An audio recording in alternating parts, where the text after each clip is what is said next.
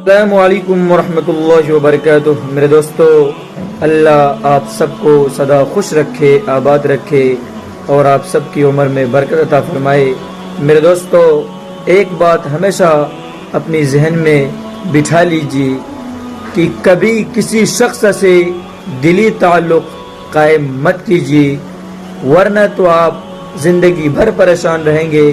उसकी वजह यह है कि आप अगर किसी इंसान से दिली ताल्लुक़ कायम करेंगे तो इंसान हर वक्त हर लम्हा आपका साथ नहीं दे सकता है। बसा औक़ात वह आपसे बिछड़ जाएगा तो आपको फिर बाद में बहुत दिक्कत होगी।